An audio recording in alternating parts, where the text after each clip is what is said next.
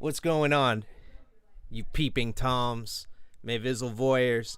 This stream is brought to you. Oh shit, my beer's green. It's see-through. That's crazy. It's off the hook. Fucking Night Shift Merchandise brings to you, unofficially, maybe officially, I don't know. Got big news coming soon about that. Hey!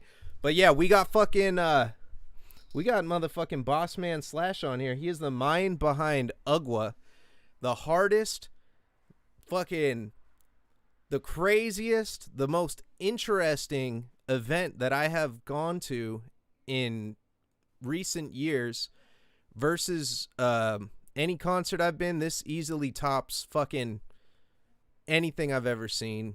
Hardcore death matches. You have traditional fucking beautiful characters coming here. You have crazy fucking avant-garde characters and shit. Fantastic wrestlers, amazing talent. It's a beautiful fucking event. Underground Wrestling Alliance. You need to see this shit. If you watch this shit on IWTV, watch this shit on YouTube. And this is the longest intro I ever did because I'm fucking juiced the fuck up right now from my man Bossman Slash. Everybody, I bring to you Bossman Slash. Hello. Hell yeah, man. So you started the organization in your backyard. What year when did you have your first event? We started in 1996 when we were all little ass kids wrestling on grass, Eastside Drive. It was front yard wrestling, actually. We weren't actually on the backyard yet. That's crazy. So you were suplexing each other, doing all the shit you see on TV and shit? We were murdering each other back then. We thought it was real. So like we were fucking killing each other. You were the guys that ignored the opening, right? On the fucking every wrestling event where it says the generation that's responsible for that disclaimer existing. Yeah. That shit's insane, man. And it's funny too because I remember that, like, me and my cousins, we used to always just fuck each other up every single week. So I started watching wrestling. I was born 92. So I started watching wrestling in like Attitude Era, like at its peak, I want to say. They're like right when I think I was in like kindergarten, 97 when I started watching. So it was like right when Stone Cold came out and like all these motherfuckers were like, you know, at their, it was The Rock, Stone Cold, into the 2000s. And then I kind of like fell off with wrestling after like 2004, I think. I don't know. When was WrestleMania? Got a little tired after a while, you know, like once it got monopolized, like, you know, there's only one game in town and it was like, all right, well, we can do the show however we want now and we don't have to try that hard. And that's what it felt like, at least. And they just kind of like, you know, circle the same shit over and over for years and years. And it's funny because you're right, man. Like that, I feel offended when I watch wrestling now. I've told a lot of people that, like, I try to get back into that shit. I try to get invested, and I feel like it's not the same show that it used to be. So I discovered watch AEW, man. AEW is great, dude. I've been loving that. My thing with AEW is, I don't know, I just have to like binge that shit. It's a lot going on. It's a slow burn. They'll do like they'll have something that happens that's like a throwaway thing, and then like 8 months later they'll be like, hey, remember that throwaway thing? Now we have a whole storyline happening out of it. And I love that shit. You know, I try to write like that myself. You know, like if you watch like our shows, there's continuity from show to show to show. It's like, I mean, I know like what's popular right now is like the dream match style like booking, which is fucking awesome. You know, yeah. You go to all these places, West Coast Pro, it's just like every match is like a main event, like bam, bam, bam, right? And I like to have that on my show too, but I want to have the same folks month after month so that I can tell an actual story, because that's really like what I'm into it for. Like I've always written this shit like I'm writing for a TV show, even when nobody was watching it. Yeah. You know, so it's just how I've done it.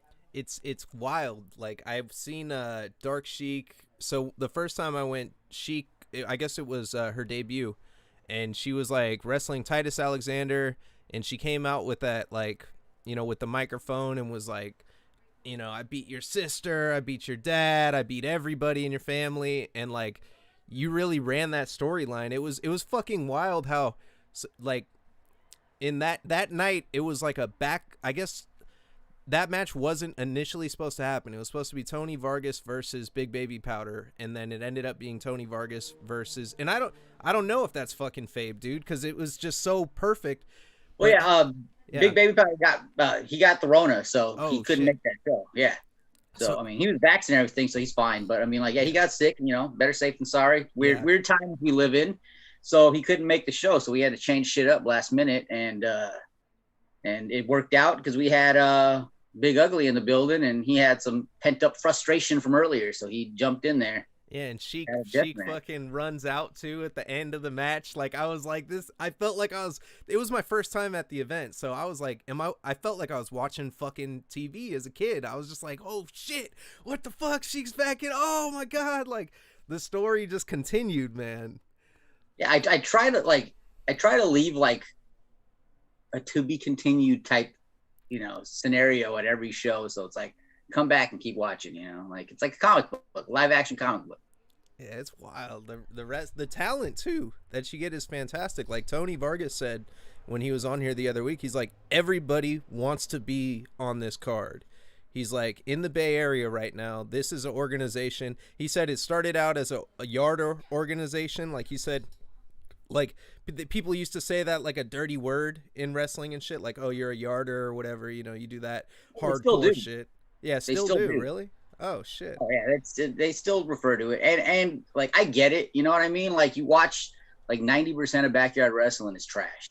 Yeah. 99% of it's trash. We were the exception to the rule. Like don't get it twisted. It's not like there was a bunch of people like doing what we were doing. There were a few folks out there that were doing what we did, and they transcended and became bigger than what they were. But for the most part, it is what people say it is, and we were the exception to the rule. And now we're where we're at now because of that, like not to blow smoke up our own ass, but I mean, it Well, is it's what it is. consistency, man. I mean, doing the shit for that many years is just something in its own. It's like, you know what I mean? Like, how many organizations have you seen come and go since you fucking, started doing your shit? Well, shit, when we started, we thought we were the only ones doing backyard. There wasn't even a term backyard wrestling when we started. That didn't exist. Yeah. There was no backyard wrestling term. It was just fucking fuckheads wrestling, and then eventually, the internet started popping up, and with the rise of like, AOL and shit like that, we were able to find other backyard spots, and we were like, holy shit, we're not the only ones. There's a bunch of places just like us. So we went around the Bay. There was a shitload of them. So we just started like taking Caltrain and all that shit, and busting it all over the place and finding all these different spots. And we just kind of cherry picked the best wrestlers from each place and brought them back to Ugwa.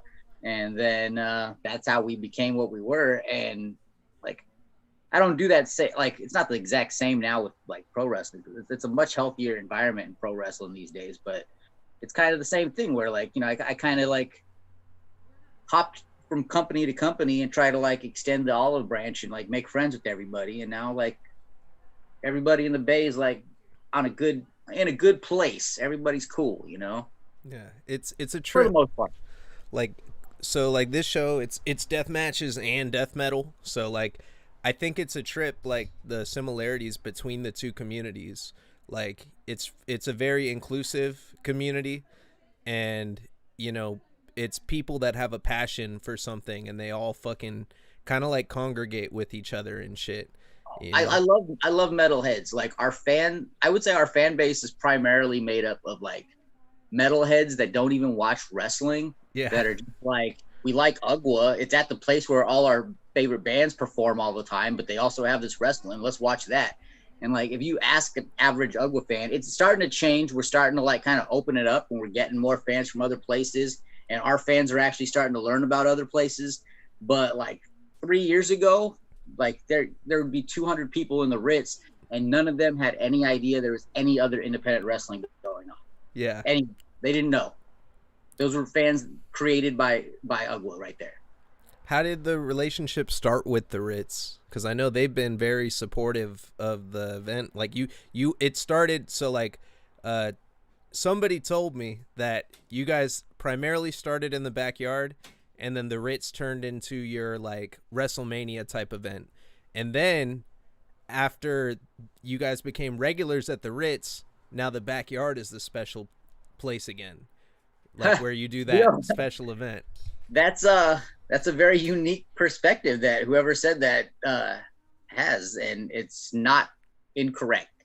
Yeah, the Ritz, we had somebody from the Ritz come to a yard show, and they dug it, and then they hooked us up with the Sofa Street Fair people, and we did the Sofa Street Fair, and we fucking killed that shit. Yeah. Like, we were the highlight of that. Like, people weren't even going to see the bands; they were just chilling, like waiting around in between for more matches. So that showed the Ritz, I guess, that we were able to pull, a crowd. So we went from Sofa Street Fair to the Ritz. We did like 2 shows in 2015, I think, and I'm getting messages about the promo video that's coming out for Devil's Night. But anyway, so where was I? So you're talking about Sofa Street Fair, and then So yeah, we sold the Street Fair. Ended up in the Ritz. Did 2 shows in 2015. Kept doing yard shows, and then by like 2017, we just kind of phased out. Like, we were doing like 2 yard shows a year instead. Once the pandemic started, we did a yard show with only 40 people. It was cool. A lot of the faces you see on UGWA now, that was their debuts. Like World's Freshest Tag Team, D-Rogue, Midas Creed. Surza. So we did that. We planned to do a second yard show, but my neighbors got wind to my landlord somehow, and got shut down. And then he like shut it down completely and was like, "Oh, no more wrestling." I was like, "Bro, we just spent like a decade wrestling back here." yeah. Oh shit. So I was gonna ask that later too. I was gonna say, fuck. He was like, "People are gonna get hurt." I was like, "No, no, they won't. Like, and if they do, it'll be fine. Everybody knows what they're getting into. It's not like everybody's gonna like, I got hurt wrestling, I'm suing you. Like, yeah. Nobody's doing that in wrestling. Everybody knows what they're doing. They know what they signed up for." That's a trip. Yeah, wrestlers are built different for show. Like those fools are off the hook. Basically, the yard isn't an option anymore for us. Yeah. So the closest thing that you will get to a yard show from UGWA will be a show at Level Up, probably, which I think that was just a blip in time because the way things are working with Level Up floor popped up. They have a new spot right across the street, so Level Up's not getting as much love. But hey, for a summer there, we had like 4 or 5 shows at Level Up, and it was a good time. It was a good time at that spot. But that's kind of like a UGWA yard show, I guess. Level Up, weren't they down the street from the Pink Poodle? Or is that a different gaming bar? I don't know, maybe. I know they have one in Campbell. That might be the one you're thinking of. But then they opened up one in San Jose, and it's right behind the Ritz. And okay. Yeah, while the Ritz was shut down, we were doing shows this summer, like outdoor shows there. That's it. It was a good time. It was fun, for what it was. It was fun. They held it down. Cool staff, awesome staff. Those guys, they saved our ass on many occasions, And now the Ritz is back, and we're full steam ahead, back to where we were before the pandemic started. So, as a promoter, you have you give a lot of creative freedom to your wrestlers, for the event.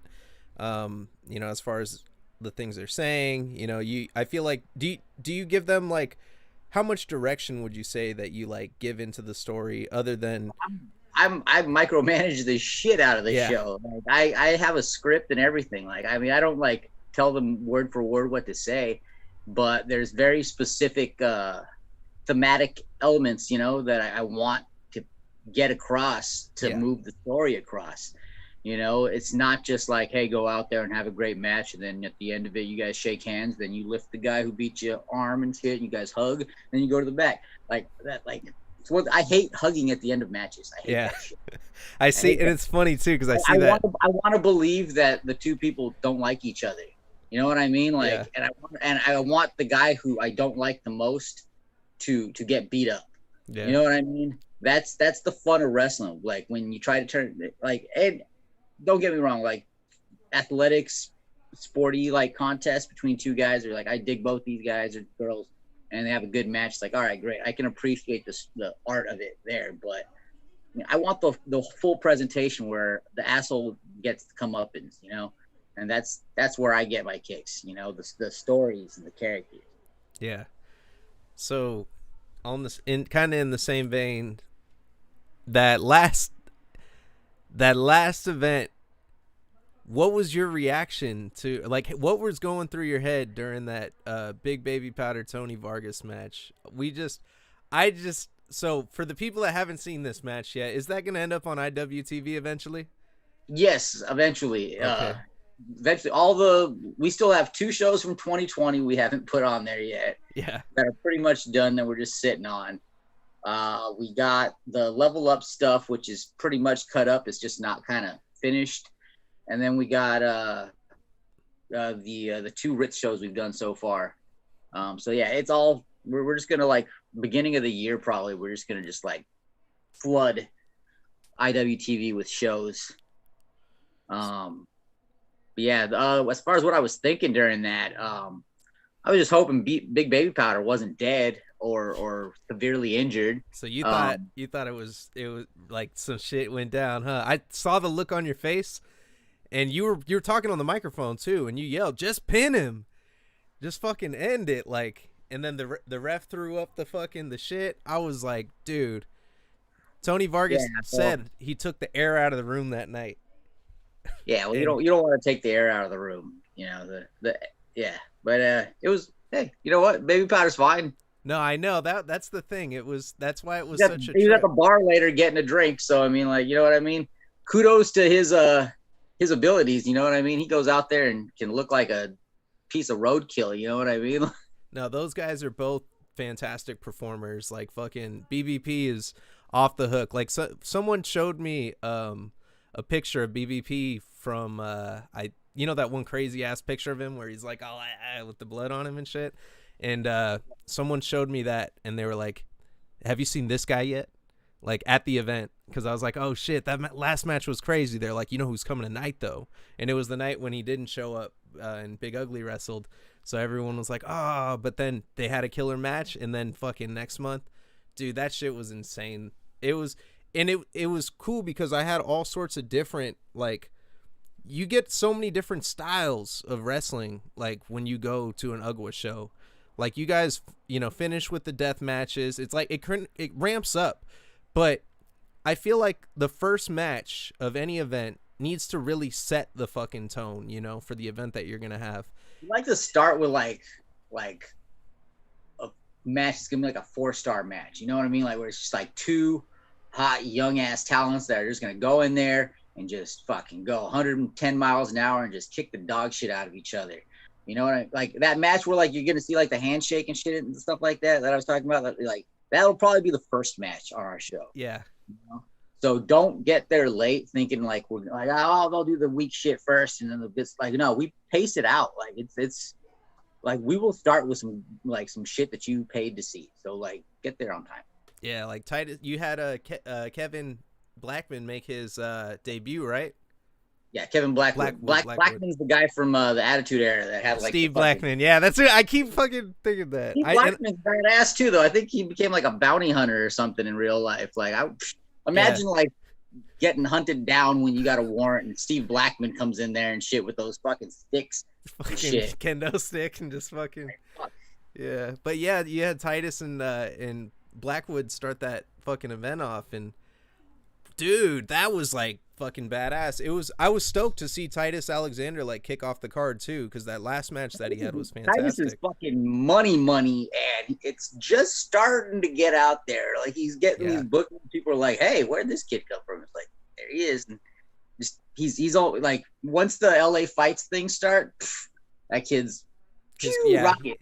Exactly. And he comes from a family of wrestlers too. Like he's like a bred fucking wrestler, man. And you could tell like his his athleticism that he has, his fucking charisma, like I really think he is gonna have that fucking badass He career. debuted with us at the Rumble at the Ritz 4, which was like January 2020, and he debuted in the Rumble.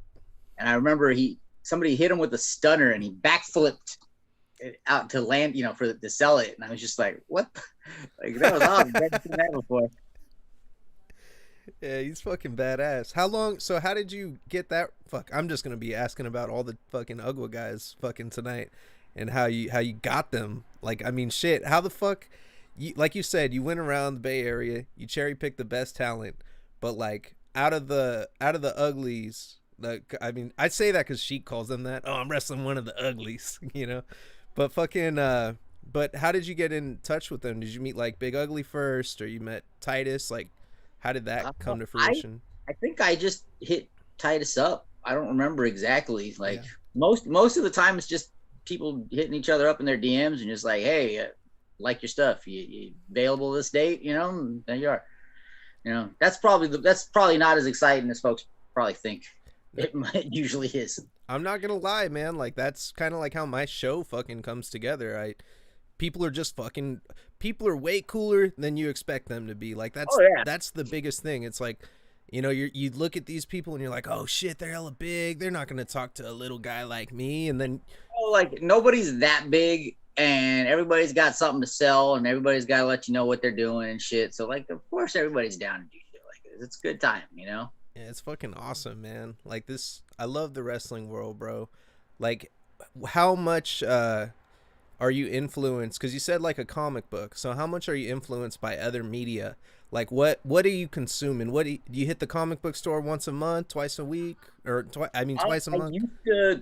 used to read comic books like religiously, like weekly, but now I'll like if I see a book I like, I'll pick it up. Like I'm not really like reading anything like monthly or anything like that, but the style of like sequential art, if you could transfer that into wrestling, like I like telling that story basically like in that style. Like so I try to like tell Ugwa like it's a comic book, a live action comic book.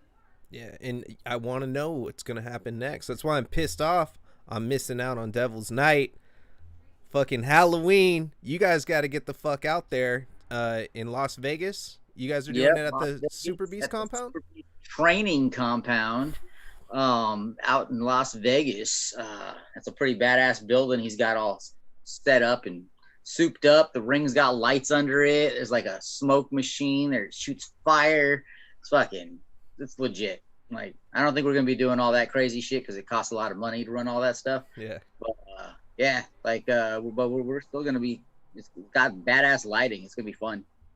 Super Beast is a fucking unit too, man. That guy's just like hella yoked. He's aptly named. Is he the most yoked guy you've ever booked, or who's like the swollest person you've ever booked? Him. Yeah, like that's not even close.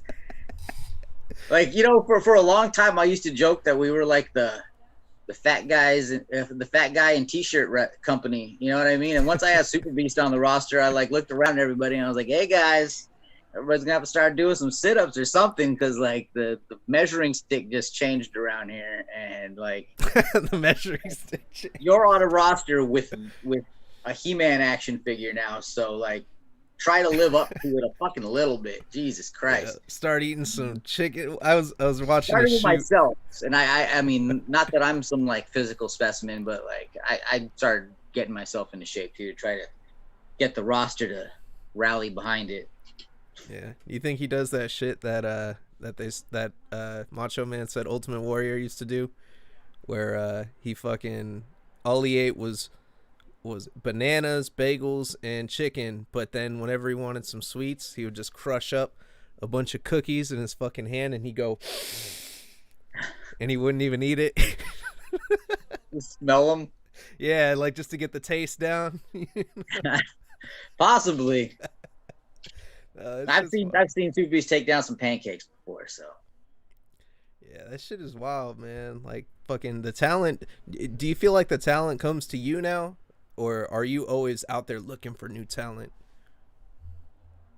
It's a little of both. I get a lot of folks, hitting me up, and I wish I was active enough to like use all the people that hit me up, but I mean, it's just not possible. I'd have to replace my entire roster pretty much, and I'm pretty loyal. Like once I start writing a story, and I somebody proves to me that they can stick around and they're reliable, like I'll run with them for a minute. So like spots on the roster don't open up very much. Yeah. There's got to be something real special about you if I'm just going to add you to the list of too many wrestlers I already have on my overbooked ass show. Yeah. So like, so those folks I'll reach out to myself, and like just be like, hey, if we could ever make something happen in the future, let me know if you got any dates open. And then once, somebody sees a date's open, a date pops up, they'll hit me up and be like, I'm available. I'm like, all right, let's do it. Yeah, that's fucking wild, man. Like I know you used to have like Jungle Boy on there. I had Brad. So small world. Bradford Tatum, who I had on the show. I was telling you about that. He was in the Stone Age. So Bradford Tatum was really good friends with Luke Perry. And Okay. yeah, and I was like talking to him because he was like, oh yeah, he said his son wanted to be a wrestler or something, and I was like, dude, he's like a pretty big wrestler now. Like, he even wrestled for the organization that I go and watch and shit. Like, how does it feel to go see like the talent like just see the career take off? Like we were just talking about Titus's career, like It's pretty rad, like I like being like a little, a quick stop on the way up, for some of these cats, like a lot of the cats that got big out on the, out of this area, we were one of their last stops before they got out of here, like they were just like, oh wait, let me hit that Ugwa spot real quick before I'm out, like Manny, Mansoor, yeah, right before he went to WWE. Actually, he did the one of the first ones. I think he might have done that Rumble, and then he came back and finished up a few dates, and we were one of those dates, and then he went back. So he had already been on WWE television out in Saudi Arabia by the time he finished up with Ugwa. And then Jungle Boy, he was like, I think 6 months later, he was, on TV. And who else we got? I know Juicy was just on Fight TV too. Like, Juicy's all over the place, yeah, man. Juicy's all over the place. MVP, we had MVP on a show like before he went back to WWE, and then like right after that he went back. Not that like we had anything to do with it. It's just coincidental, but still cool. that shit's off the hook, man. Like I can't get enough of it. Like, and I know you really plan these out. Right now you're at the point where you're doing one show a month pretty much. Like, do you ever think you're going to get to a point where you'd be able to do it weekly, or do you think that would like be too much going on? You might lose. Weekly, it would have to be on like a touring schedule if we did it weekly. Yeah. Because that's like you'd oversaturate the market doing it from the same spot weekly. People just get tired of it. Take it for granted. Yeah. But if you could like bounce around, sure, do it weekly, at least twice a month. Would be cool. Ideally, that's what I want to do. Is like twice a month, one at the Ritz, one somewhere else. Like every 2 weeks. That's the ideal scenario. So, would you ever take the show to Japan? Probably, but I mean, fuck, that's not a feasible thing. Like, Yeah. I'm stressing taking it to Las Vegas, man. Like, Yeah. let's see how we do in Las Vegas. Like, we've never sold out the Ritz. So, like, if anything, honestly, I should focus on selling out the Ritz before I focus on it anywhere else. Vegas thing's just something fun to do because it's family. It's a family building, but so we'll see how it goes. It's gonna be a good time. It's like the Ugwa family vacation, but yeah, like the focus really is packing the Ritz, and then once we get there, we'll worry about going to other spots. But I want to focus on the Bay Area at first before we worry about other countries. Hell yeah. Bay Area is where it's at, dude. This shit is like, it's fucking. It's about to be. Oh, I really feel like now that people are getting more comfortable with, going back to shows and going back to do shit. Like, did you feel like it stunted your trajectory fucking when COVID happened and everything? Like, were you Oh yeah, guys? Yeah. yeah. We were consistently drawing 2 to 250 without even having to promote that hard anymore. The last two shows of 2020 were super solid. Crowd wise, content wise, I wasn't super happy with them, and I made a lot of changes for the good after that. And it made us better. So it's kind of the way things worked out is a good way. But if the pandemic didn't start, we would have had the Ritz sold out by the end of 2020, if not by summertime. We were already like on route to that happening. Like Yeah. we that megalomania that we had to cancel because like they shut everything down a week before. We had like Zicky Dice versus Chris Bay on that show. I think that one we had Dutra versus Super Beast was supposed to happen on that too. Yeah. Uh, fuck, we had Matt Vandegrift on that show too, and then like he blew up. And by the time we finally got him, he had blown up. But he was like, nobody really heard of him back then. We had Aaron Solo, and now he's Yeah. part of the factory on AEW. So yeah, like it was weird. Will Hobbs, was starting to come into UGWA. Like we had a big program. Like he was booked for every show for 2020. Fuck. So you booked shit hella in advance? Yeah, we had every date lined up for the entire year 2020. Damn. And that was when we were first going to go monthly. Yeah. It's damn moth. That's fucking wild. Holy shit. So this shit is calculated as fuck. I try to be, Yeah. at least. I don't know how everybody else does it, but I put all kinds of like thought into this shit. I got diagrams, fucking outlines, and all kinds of shit. So like when so that Vargas moment happened, has there ever been any other shit that went off the rails like that where you were just like, what the fuck is going on? Nothing too crazy. I mean, that didn't really go off the rails. Like it was fine. Nobody got hurt, but like we've had a couple folks get hurt where we had to take them to the hospital afterwards and stuff like that. But I mean, nothing too gnarly, shockingly with death matches and stuff, like even though death matches are pretty, violent and bloody and people are going to get carved up, like we prep as much as we possibly can to make it as safe as possible.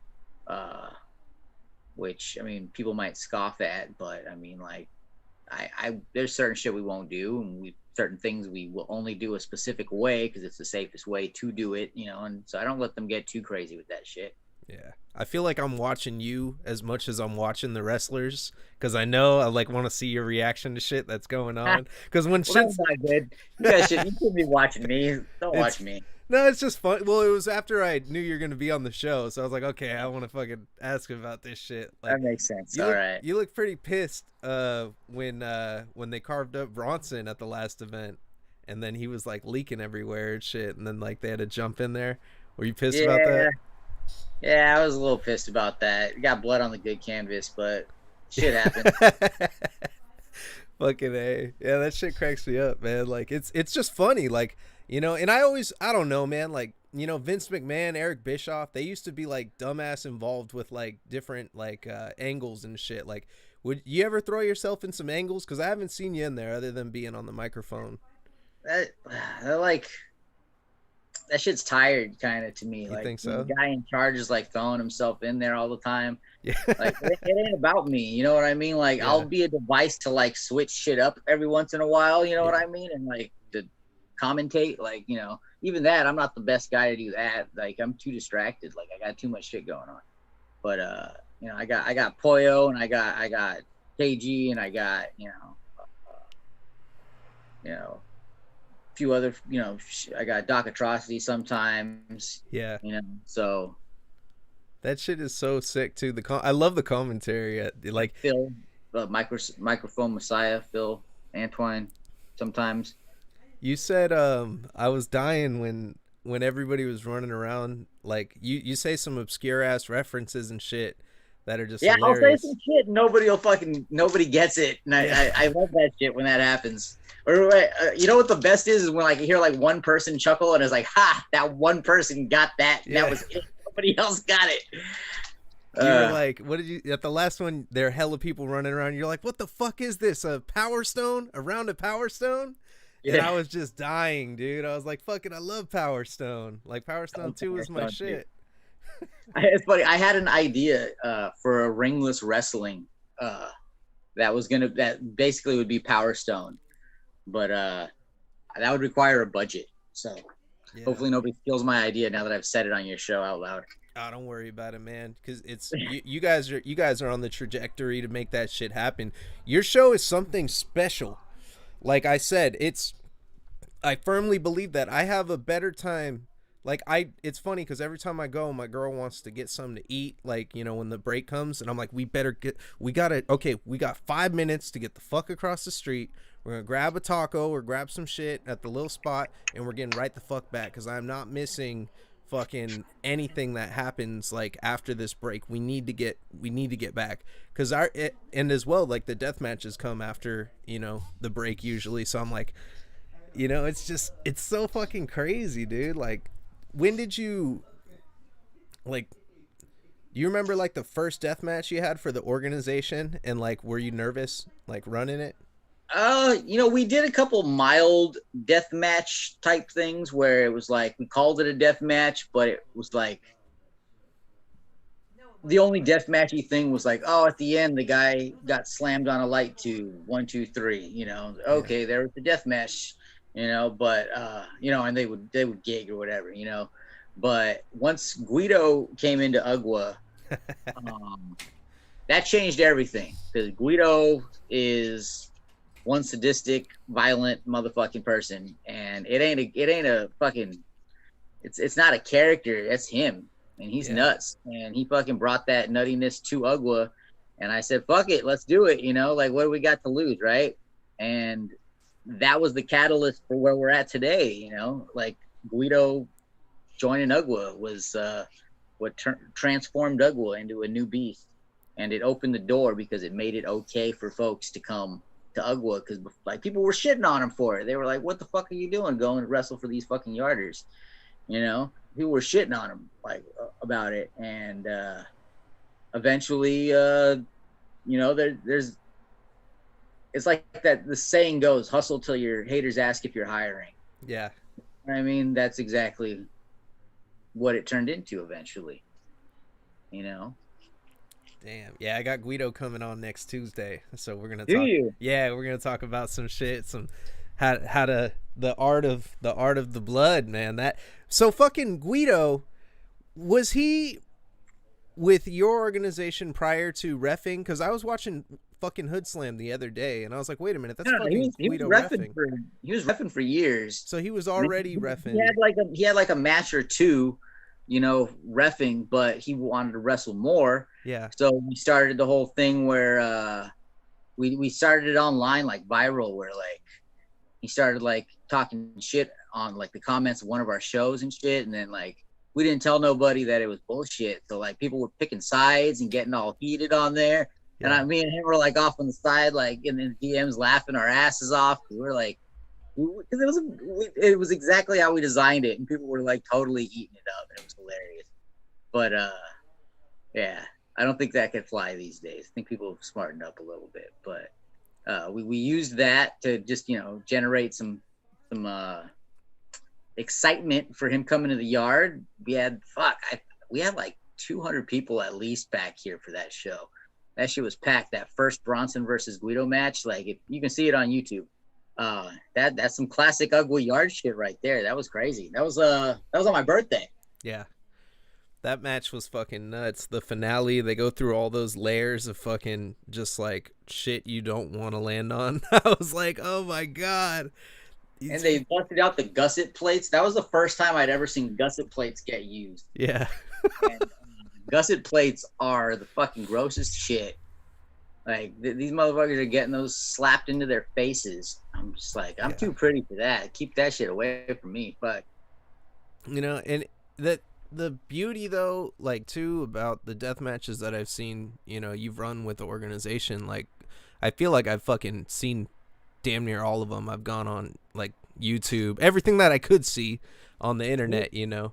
We're bad about that sometimes. There's so like we've been around for a long time. There's a lot of shit that's Yeah. awesome as fuck that nobody but the people that were there live probably will ever see. Yeah.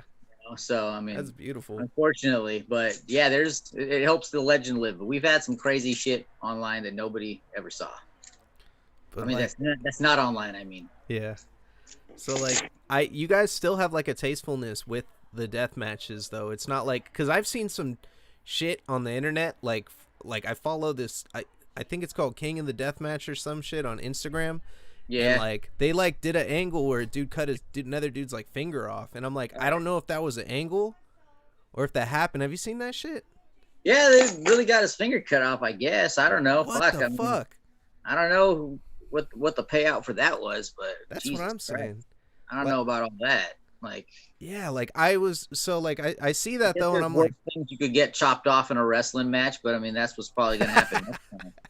But yeah, I, maybe in like a mud I don't wrestling know. match. It don't gotta be that serious, you know. Like Yeah. whatever. Like that's I guess cool. I ain't gonna tell nobody not to do some crazy shit. Like if they want to do it, do it. But Yeah. I mean, It's still tasteful though, is what I'm saying is like, you know, I see some other shit and I'm like, oh, I don't even want to look at some I shit. don't know if everybody would share your opinion on Yeah. that. Like, but I mean, like we do get a little gnarly, but yeah, we Yeah. there's a line we won't cross. Like we don't do fire at the Ritz. We Yeah. might do fire outside.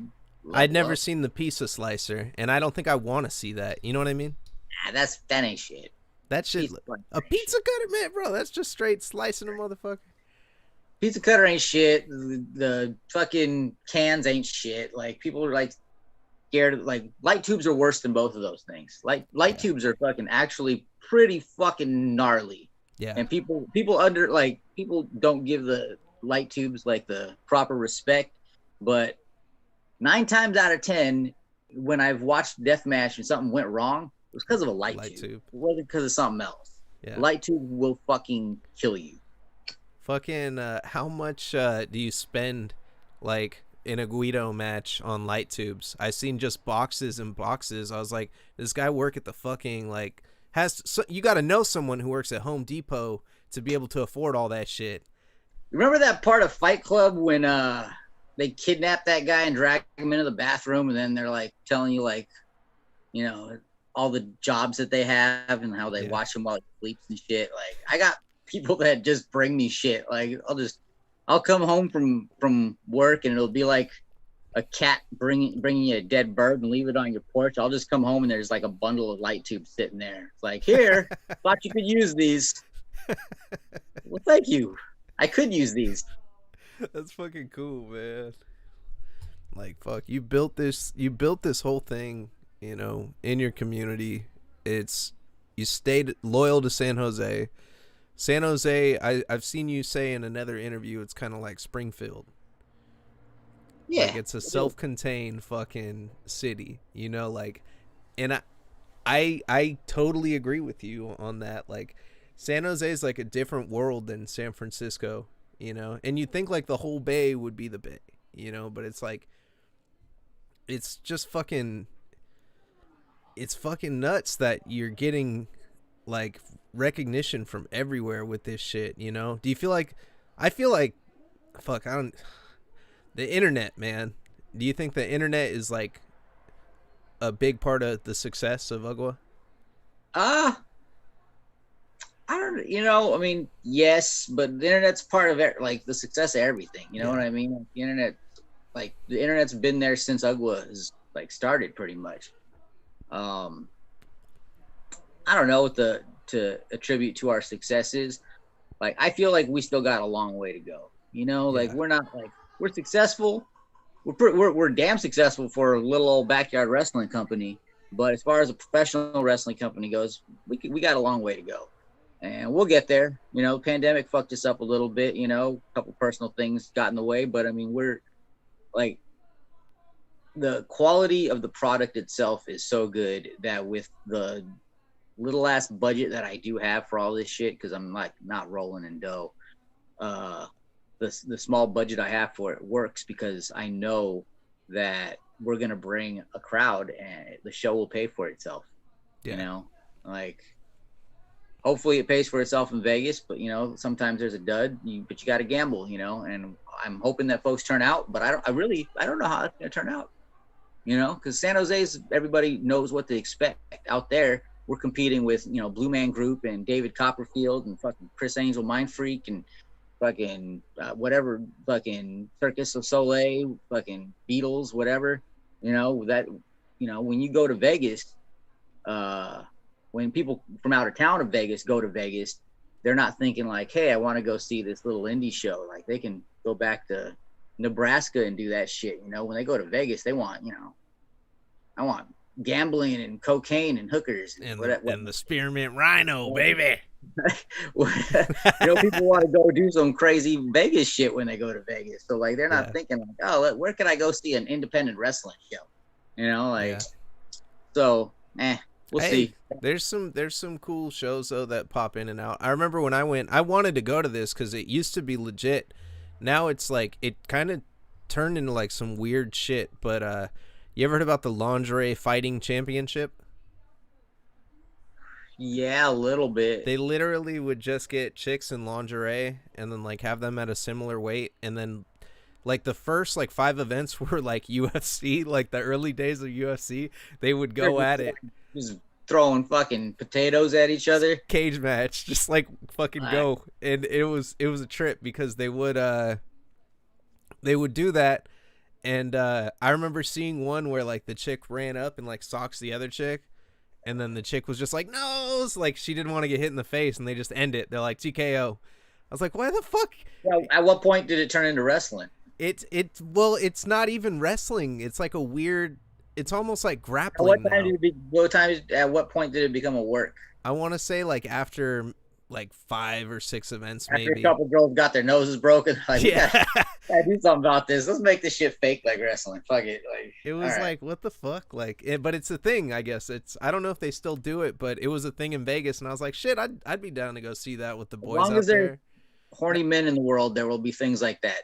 So we used to do baby oil bikini wrestling. Like we've kind of evolved past that. That was desperate times call for desperate measures, and we were trying to get people in. We were trying to get people in the door. So like, don't judge us. Yeah. But all the girls had fun doing it. Fucking, it was a good time. We figured them. So I've seen some of that, and it isn't that it's not that bad. They're in bikini and shit. Like some of the angles they used to run on WWE. I rewatched Royal Rumble 2000, and I did not remember the fucking bikini contest that they had at the beginning of that. Like Mae Young comes out and like straight degrading. Like we didn't do nothing degrading and shit. Yeah. It's pretty girls half naked in some kind of a fluid, like hosted by Kung Fu Vampire or something. You ever played that game Rumble Roses? I remember that game. I don't think I ever played it or bought it. I think it was too gratuitous for me. Like it's like they're covering for something. This game's got to suck. No, it was actually a good wrestling game. Was it? All right. Yeah, I mod PS2s. I was like if they put all this emphasis on like, titty bounce dynamic or whatever, like they probably like lacked on like gameplay or something. Yeah, no, I that's what I thought. Like I modded a PS2 and I got like, damn near like most of the library and shit, and I just like booted it up and I was like, I'll fucking try this, and started playing it with the family, and we were like, oh shit, this is actually a decent fucking game. It was very similar to like No Mercy, but with better graphics. Oh, yeah, right. Yeah, like I love No Mercy. That's my favorite game. No Mercy. Have you played this other one Sheik was telling me about called Virtual Pro Wrestling? You played? Oh yeah, I got it. I have it. Oh no shit, man! Yeah. Everybody knows about this game except me. Like fuck, I just heard about it. Virtual Pro Wrestling 2. I had to print out this fucking pamphlet like this big with translations for the game. and the way that the game works is like they had all these characters in it that were all famous wrestlers from Japan and all this shit, but none of them looked the same or had the actual names. Yeah. But you could change the names of the characters, and you could edit every piece of the character to look like a different part. And they had pieces in the game that looked like those characters. So it gave you like a breakdown of like, use like head number 3, body number 7, legs number 2, feet number 9, and now you got fucking Hayabusa or something, like Yeah. it was fucking, like it was pretty legit. And my little kid ass did all that, like spent like literally like days just going through making every character the way they're supposed to look. Dude, that's fucking sick. Damn, how long? What was your first console when you started gaming? Nintendo. Do you let me know your memories, your earliest memories of either your earliest memories of gaming or getting your first console. My earliest memories of gaming are probably playing my uncle's Atari. He had Donkey Kong Jr., I think, and then he had this tank game that was on there where it's like a tank simulation thing where it's all blocky and bleep bleep bleep bleep. Fucking. That's the earliest video game memories I have. And how was it getting your first like Nintendo? You remember that day getting the box and shit? I don't remember getting the Nintendo. I just remember it was just there. Yeah. I remember getting a Super Nintendo. I remember that, but I don't remember like Nintendo might not even have been mine. That might be my dad's or something. I don't know. Yeah. Did you so when you got your Super Nintendo, what did you get it with? Did you just get the didn't it come with like packaged games or some shit? It came with like It came with Super Mario World when I got it. yeah. But yeah, I picked up fucking what was it? Royal Rumble and Monday Night Raw for that shit, and Saturday Night Slam Masters. Yeah. Slam Those are Masters fun. is the shit. I liked how didn't it have it had Mike Hager as a Mike character. Hagar from Final Fight was in it. Yep, That shit was hard. looks like fucking Don Fry. Yeah, I think they fucking based him off him, man. They had to have like Or fuck. Dan Severn. One of those like stoic mustache Tom Selleck looking motherfuckers. Yep. Fucking Don Fry. I think he has a show with Dan Like Freddie Severn now. Mercury Terminators and shit. Like just Yeah, just swole as fuck. They were all natty though, I think. I don't think they were juicing. no, I don't think so either. Those guys are just stoic fucking Man's man. yeah, just fucking OGs. Yeah, those motherfuckers are crazy, man. I fucking I like early days of UFC. Were you into UFC? Are you into UFC at all? MMA and shit? Uh, like when it got like popular with the show and everything, I kind of got into it like everybody else did, and then like it's just like, all right, I'm okay. It's like, you know, it's hit or miss, with a lot of the action, and it went through a little phase where everybody got so technically sound that it got a little boring to watch, and I lost interest. Like I said, I'm in it for the stories and the characters, man. So like Yeah. wrestling's where it's at for me. Like I prefer pro wrestling. I always have. You know it's a trip because like when you think about it, the people that Dana White wants to push are all people that have some sort of like character to them and shit. Like they're Yeah, marketable and everything becomes pro wrestling eventually. yeah. Like look at Conor McGregor. Like he's irrelevant as fuck, like technically, but he keeps getting the main shit because he gets the most buzz from talking all the shit and you know. So yeah, it's a trip, man. Damn, everything becomes pro wrestling eventually. The guy that they don't like get his ass kicked. Yeah. It goes back to that. Dude went full circle on it. Yeah. Fuck, man, that's fucked up. That's how it goes though. But I mean shit. What do you lean towards? I mean this is probably like top confidential information. You don't gotta answer this question. But do you have a personal preference when it comes to like faces and heels? Who do you enjoy to watch more when you're watching like someone else's event, maybe if not your event? Uh I mean, I enjoy both. I appreciate like people performing both roles, and especially like when you get two people that match well, and then they bounce off each other's energy and shit, and then they pull some magic out of their ass. That's always a good time. Like, so if you got a good baby face and a good heel, that's the best time. Yeah, I thought that like one of the I cried. I'm not gonna lie, I cried at the last Ugwa event when Sheik and Big Ugly were both in the ring and Sheik had the microphone. Sheik made me cry with that fucking like just talking to Ugly and like started out like, yeah, everybody fucking you love me and shit, and then made the crowd boo and said, look, they're all fucking idiots to whatever I say, and like built up Big Ugly because I thought Sheik was just gonna talk shit on Ugly like, you know, she did the month before, and I was like, wow, it was fucking I had like fucking what's it called? Fucking that shit. I can't, dude. I'm at a loss for words thinking about that shit. But that that was a special moment, man. And I think it was super cool. Like that shit is something like I need to rewatch. Like I can't wait until I can see Well, wait till you these see the again. fucking the official Ugwa cut, bro. Because we, as you can see from all our shit on IWTV, we take cinematography pretty seriously with this shit. Like we want it to look like a movie. We don't want it to just have that stock like bright lighting that you get at like a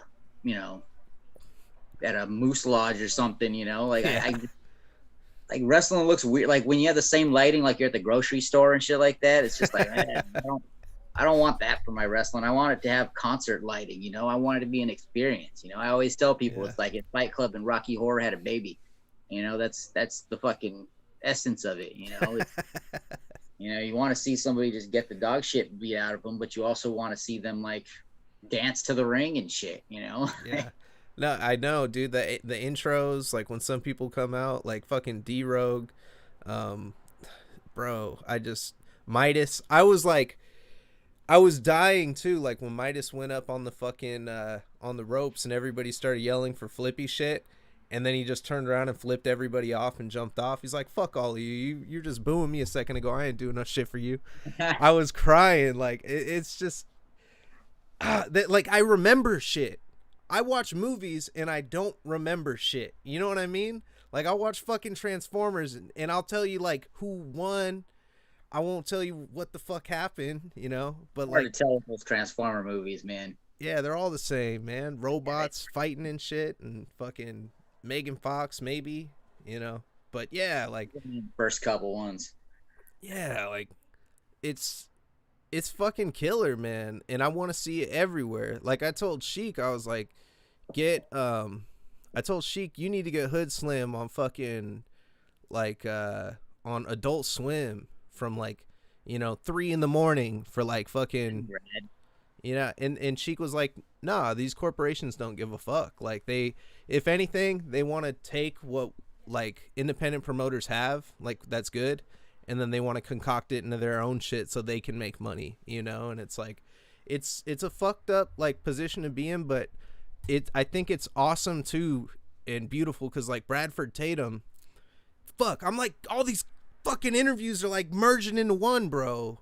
It's crazy. Like Bradford Tatum said he was like, there's big Hollywood that doesn't give a fuck and they're throwing millions at shit just to get people on the screen for 5 seconds. But he said, and then there's all sorts of fucked up shit happening behind the scenes that nobody talks about. And then when it happens, it's like a big thing. But he said there is a special place, and that's indie world. And it's where you have people that are passionate about these projects, people that have drive because they want to make their shit quality and they do it for the love of it. And it's an amalgamation. Bunch of marks. No, I'm just kidding. That's That's me. That's me too. I'm just kidding. dude, it's I know it's fucking amazing, man. Like, how you do it. And so you been filming every UGWA event? Like at a certain point did you just say we're fucking going full cameras at every event? We filmed fucking every UGWA event since at least like 98. Like maybe the first couple years, like we didn't like 96 when we were like 12, 13, like we didn't have a fucking camera. The first camera we got was one of those ones where you like take an actual VHS cassette and you slide it into the camera and you can record directly onto the VHS cassette and you pull that out and put it in your VCR. Yeah. That was the first camera we had. and it wasn't even ours. We'd have to borrow it every week and shit. Uh, so yeah, like we've tried to like document everything along the way, you know. Do you think there's gonna be like some massive DVD you just fucking release one day with like everything? Do you have all the shit still somewhere? I have most of it.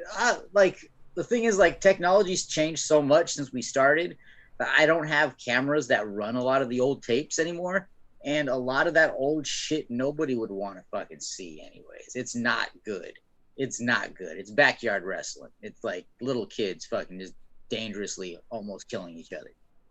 Which maybe it's fun to watch, you know, for comical purposes. But the quality of the tape would be like fuzzy, you know, it's just gonna look bad, you know. But as far as like all the watchable shit goes, like all that shit is probably gonna like get out at some point or another, like you know, especially like all the Ritz shit.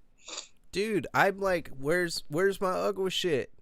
Like when I go to fucking the events, I'm like, I go in there and I'm like, all right, there are a couple shirts. Where's my DVDs? Where's my fucking Ugwa fucking foam fingers? I want some. We had replica titles, but we sold out. I think we got like one left, maybe two. Yeah. We got a website coming, hailugwood.com. We've been working on for a long time. It's been slowly but surely. It's almost there. That'll be like a store where you can buy stuff and, Hell you know, yeah. watch videos and stuff like that. We're probably going to start like co-premiering things on there and on IWTV. So, you know, we'll see if I can, people want to watch, you know, they can sign up for either one, you know.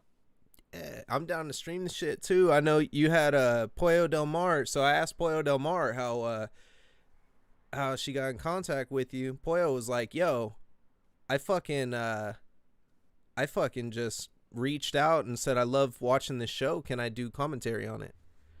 And Pollo started doing commentary, and you were like, "This shit's hilarious. Come and do it live." Yeah. That's so cool. You have to use her stuff for Twitch. Then I watched it and it was cracking up. And I was like, all right, you gotta do this live. This shit's funny. It's dude, and I like. It's hilarious. It like fucking Pollo with Dark Sheik. Like when Pollo's doing manager work for Dark Sheik, it's great because you know she's like ringside with the microphone talking like fucking it's just the best shit. Like, yeah. Oh my God, what are you doing to her? It's like it's just the fucking best experience, bro. It's fuck. You guys got to watch this shit on IWTV as soon as it premieres. Everybody watching this. I'm going to take a look at the comments real quick. Yeah, you know, like you can watch the old shit on IWTV from that was basically the entire 2019 years on there, which is great. That shows that all those shows are solid, but we're fucking 10 times better than that now. Like we've evolved even since then. Like it's so much better now. Yeah, when the new ones come, if you're not in the San Jose area and when that dump happens in January, you said February next year? Yeah. Fucking that is, I know I'm going to be rewatching every event I fucking went to, and I'm going to get all the motherfuckers that wouldn't come because they had something to do. I'm be like, well, now you're going to sit the fuck down and drink a couple beers and watch this shit because this shit is fucking wild, man. Victor Espino told me to ask you about your love for Arby's. Oh, my love for Arby's. Yeah, Arby's is great. Arby's has they got the meat. Dude, are you the only other person that loves Arby's as much as I do? I don't know.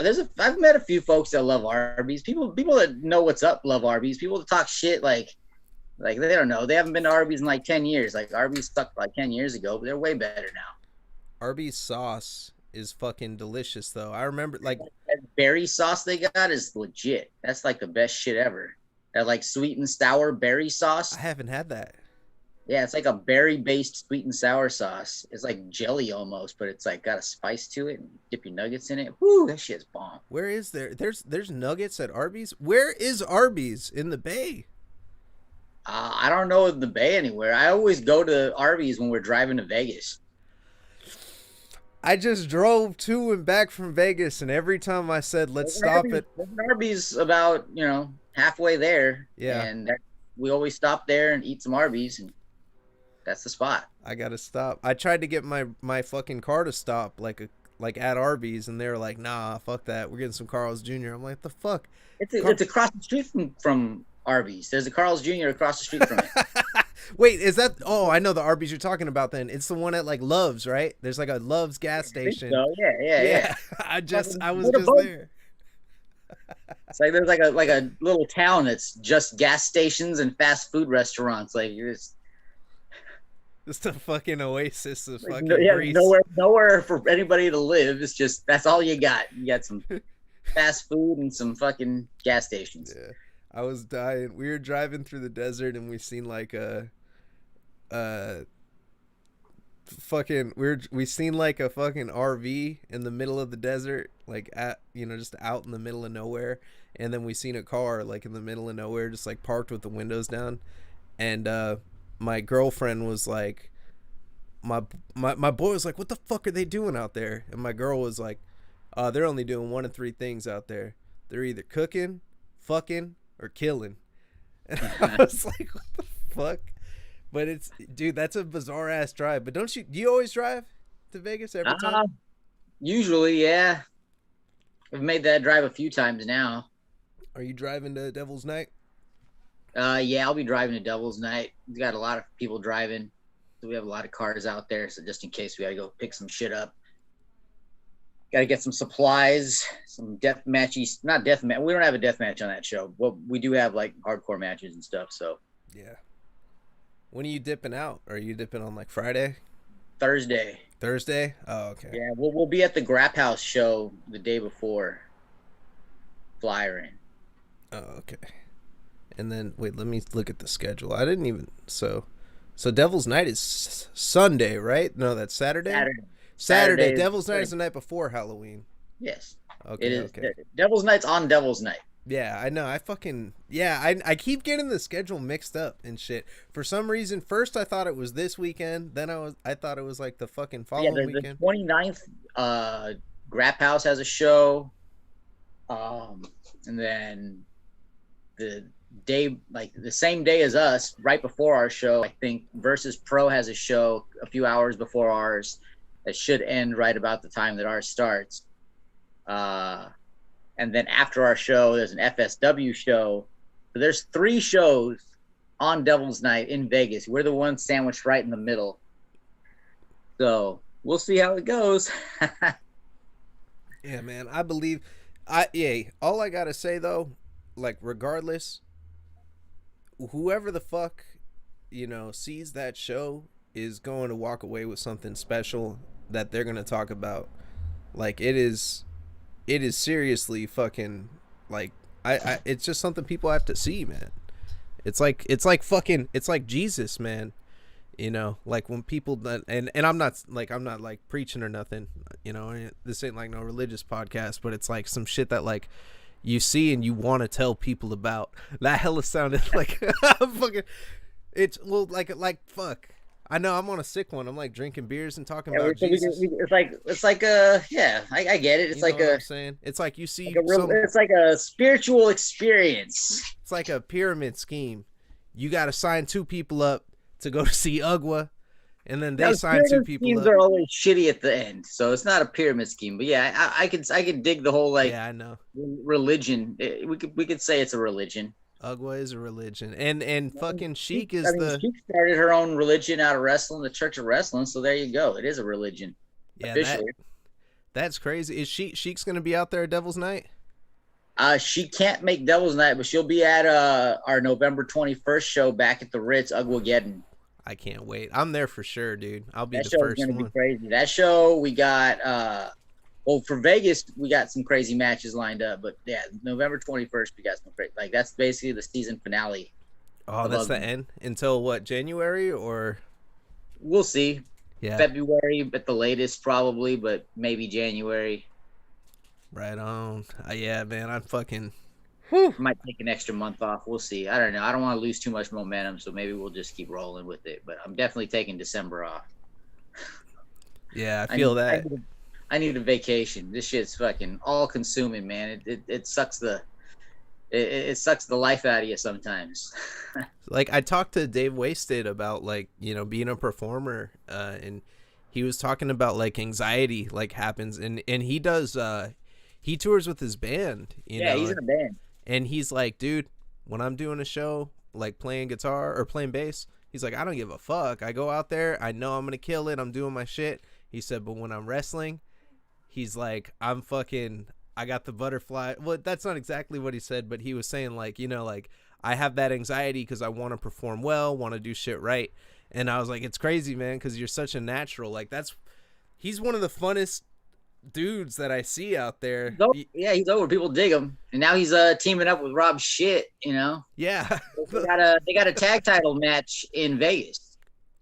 He was talking about that against World's Freshest Tag Team. Yep. Oh fuck. See, goddamn, man. I got what Devil Daddy Anthony Rivera's wrestling out there. He's wrestling Punjabi Lion Shima. What else we got?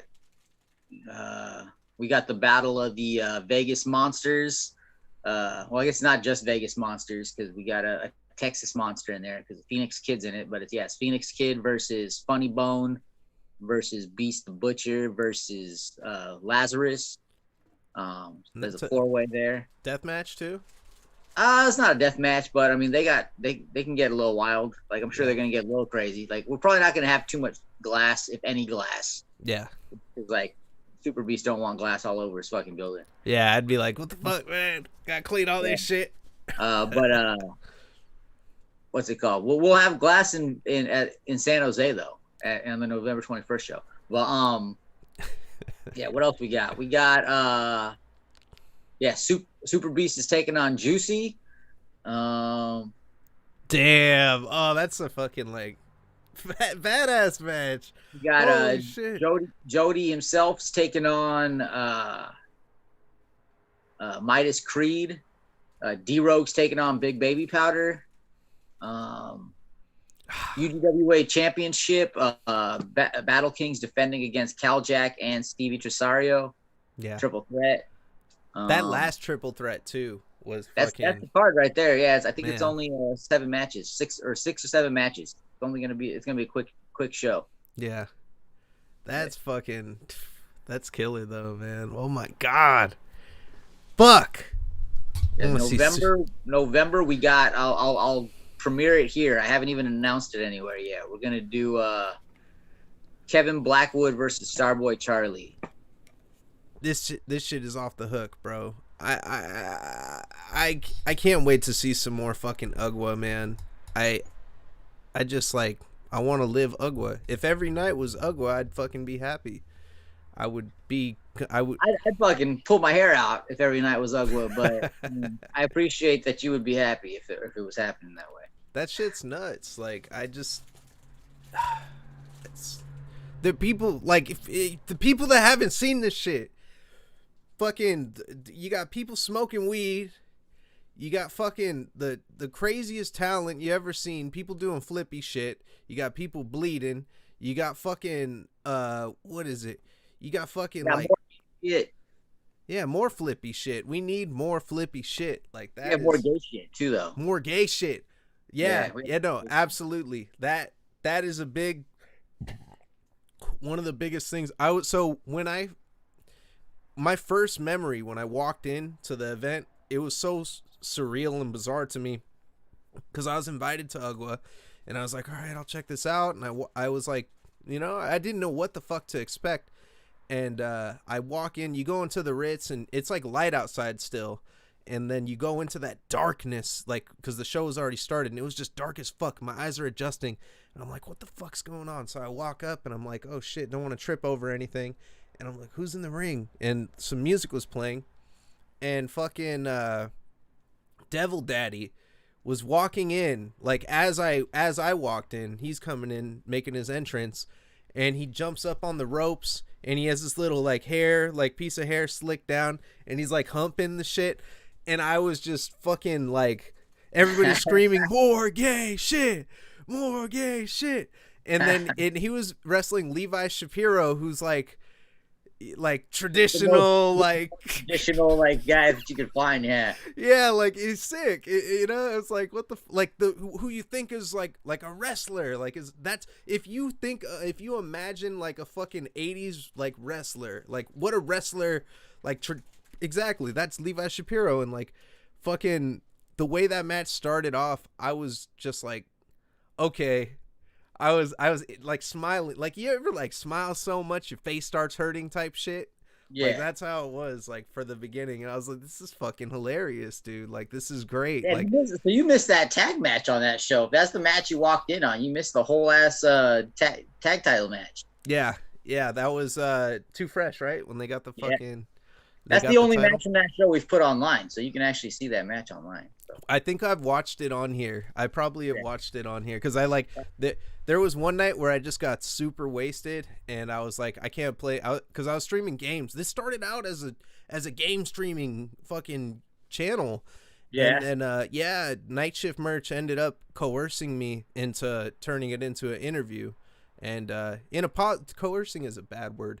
In a positive way, they Persuaded, well, they did. Well, that I know persuading is the right way, but like they didn't. They indirectly.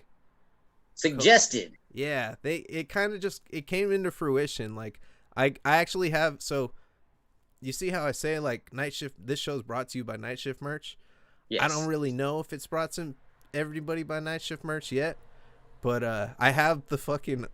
I have Kareem Peter, the guy that runs Night Shift Merch, coming on the show on the 23rd. So I'm gonna do the intro. Kind of putting the cart in front of the horse, but hey, fuck it, hey. Well, I like posted some shit because I only wear their shit on the show, and I was hella drunk one night, and I was like, "This shit's brought to you by Night Shift Merch and this band." You know, I was like wearing a band, and then Night Shift Merch shared it and tagged the band, and then the band shared it, and then I like asked the Oh, band, so yeah, so they're into it, I guess. All right, yeah. cool. All right. I was like, "Can I interview you guys?" And they're like, "Yeah." And then I asked Night Shift Merch, "Am I sponsored?" They said, "Yeah, you get a shirt." And I was like, "All right." So you said yeah, so I'm sponsored. So fucking but yeah, man, fucking I saw that shit happen. It was hilarious. Like the way that match started was just it was great. It was pure comedy, man. It felt like you remember like I don't know, Devil Daddy reminds me of like Val Venus. Like you remember how like Val Venus used to come out and just like do those long ass fucking intros and he'll like grab the mic and talk a little bit of shit and like Yeah, just be hella innuendo like back to back to back. It was I like can see that, it. I can see it. but it wasn't like toxic. It's almost like fun, you know? Because like Val Venus kind of, it was really degrading women, like a lot of the angles they did back then. Oh But yeah, like, yeah. Fucking easy. We're much more accepting version of filth, I yeah, guess. it's like, yeah, like I don't, it's funny because it's like, it's shit that you think would be offensive, but it's not. Because you could Well, tell I'm sure it offends somebody. you could tell the heart behind the work that's happening though. Like I feel Yeah, like nothing's like mean tempered. You know, nothing's trying to like. We're there's not punching down at nothing. no maliciousness at Ugwa. It's like fucking. Yeah, It's all fun, man. it's all a good time.